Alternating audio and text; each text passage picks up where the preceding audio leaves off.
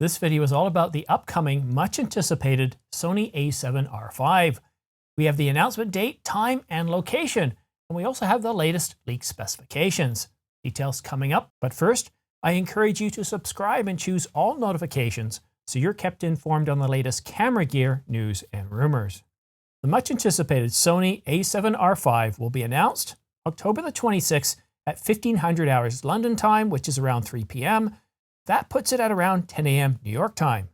Sony Alpha Rumors didn't share any new specs with us, but we did get a long list of leak specs from Photo Rumors, and that was a few months back. Are they reliable? Are they accurate and trustworthy? Well, let's have a look. First up, let's take a look at that sensor.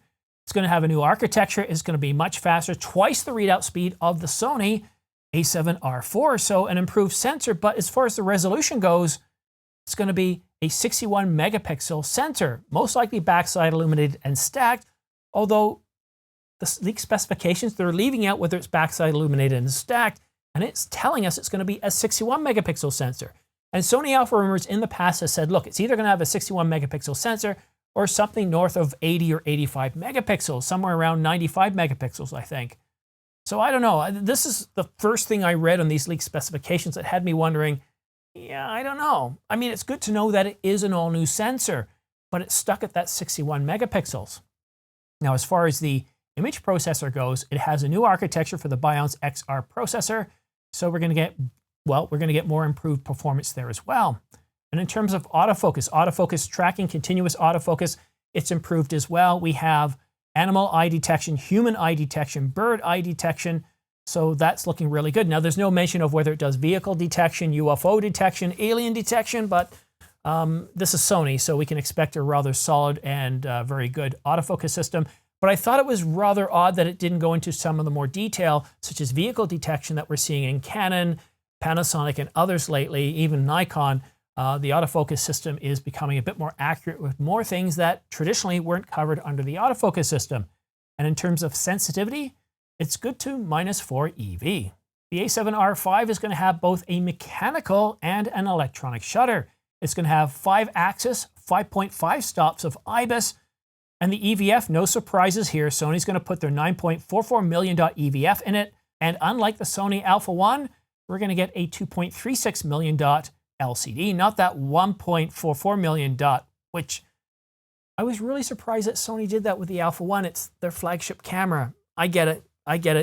There's only so many things you can put into a camera without driving the price up. But the good news here with the Sony a7R V is we get that 2.36 million dot LCD resolution. So, and it's a touch screen, of course, and it's going to have the new menu system. It's also going to support pixel shift technology. So if this has a 61 megapixel sensor using pixel shift times 4, that would give us 240 megapixels. Now, I don't really care too much for pixel shift. You have to be on really stable ground. You have to have a very solid tripod. And even if it's super fast, you can move an awful lot more data.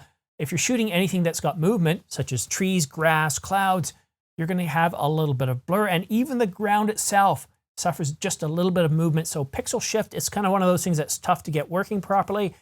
But with twice the readout speed, a new architecture in the image processor, well, let's just wait and see how good that is. It also supports 10-bit HEIF, and as far as continuous shooting, well, I've seen anywhere from 5 to 10 frames per second. Now, if we're going to be pushing around 85 or 100 megapixels, then certainly 5 frames per second makes sense. If we're down around 61 megapixels, well, certainly 10 frames per second makes sense. Now, this is the part I enjoy the most because, well, this is the ordinary filmmaker. I love shooting video. I love 8K, 4K, 6K. I love oversampled. And we got some really good news. So both 8K and 4K are going to be doing oversampled shooting. So that gives us 9.6K, 8K at 24, 25, and 30 frames per second.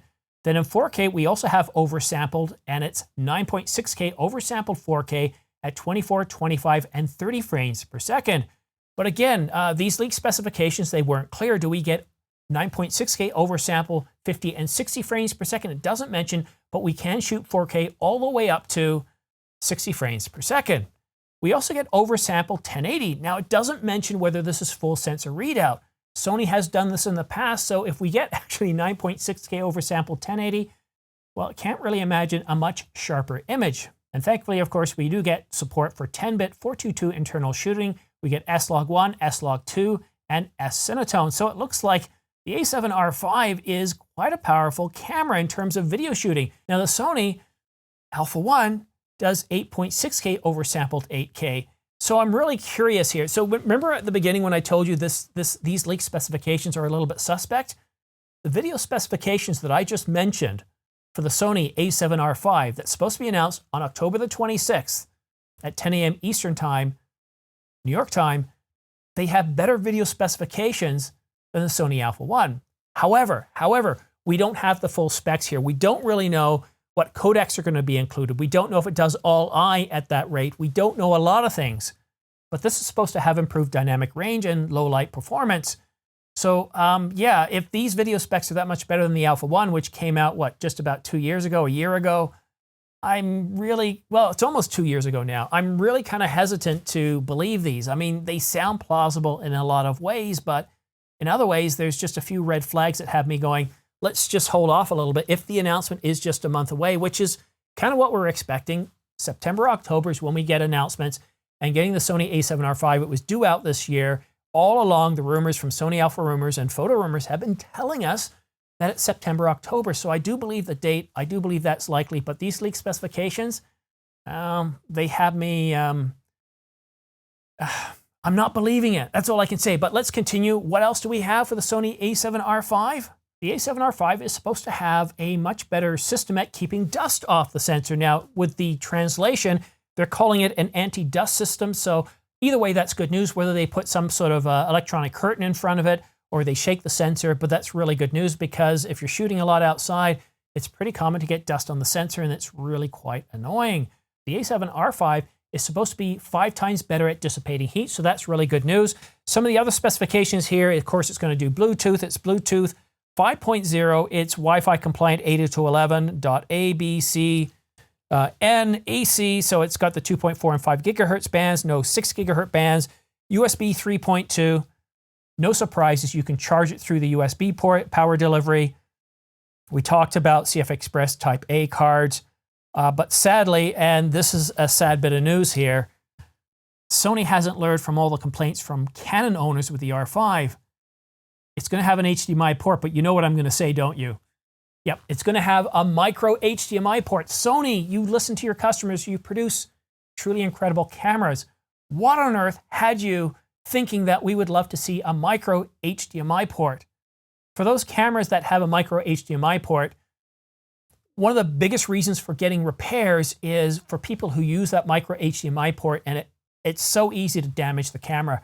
Now with my R5, I have a cable management kit that bolts right onto the side. Canon recognizes that putting a micro HDMI port on the camera is a silly thing, and if they don't put this cable management thing, it's very small. It's about the size of the top end of your finger, and I use it all the time. But when I shoot run and gun, I don't take the Ninja 5 out with me because I don't want to have to deal with that micro HDMI. I don't want to risk damaging my camera. I don't want to send it off to repair. I don't want to have that conversation. So when I'm out and about doing run and gun, I never use that micro HDMI port. So a little bit of sad news there. Now in terms of pricing, we don't actually have the leaked price, but this is one of those things that's pretty easy to look at historical data and project. The Sony a7R4 came out in 2019, late in 2019, so essentially that's 2020, 2021, pretty much 3 years. So in the first year, we had around 2% inflation, and for the last 2 years, it's been, conservatively speaking, around 5%. So instead of being $34.99, I think seeing a price of no less than around $38 or most likely $39.99 is what we're going to see with this camera. We could even see it go to $4,099, and here's why. Take a look at the Sony a7 IV. It's $600 more than the Sony a7 III. Why is that? Well, when Sony first started in the mirrorless market producing cameras, they priced their cameras aggressively. They put capabilities in these cameras that were very aggressive compared to the competition, and people loved them and people bought them.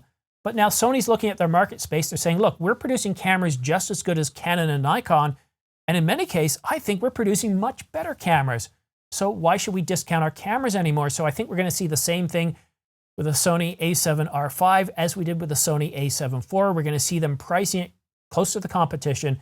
And with inflation, the way everything's going, they're not just pricing it based on the last 3 years. They're also looking at the inflation for this year going forward, And I think they're going to be quite aggressive with the pricing, but not in a good way. So I think we're going to see it right around $4,000. But what do you think? What do you think the price of the Sony a7R V is going to be? Do you like these leaked specifications? Do you think they're accurate? Do you think they're actually from a reliable source? Or do you think somebody has just done a really good job of taking the Sony a7R IV and updating them and then putting them out there to photo rumors to sell us on these as being the leaked specifications? I still think that the sensor size for the Sony a7R V is going to push higher. I wouldn't be surprised if we see something around 85 to 95 megapixels, but we'll just have to wait and see. We're just about a month away, 5 weeks away until we get the announcement. But that's it for now. If you want to stay up to date on the latest camera news and rumors, hit that subscribe button, but make sure you choose all notifications, because it's by choosing all notifications that as soon as I publish a new video, you'll get notified by YouTube, so that way you can stay up to date on the latest camera news and rumors. Whether it's the upcoming Sony a7R V, the Canon R1, or whatever Nikon, Panasonic, and Pentax is working on. Anyhow, that's it for today. Thank you so much for watching. We'll see you again soon.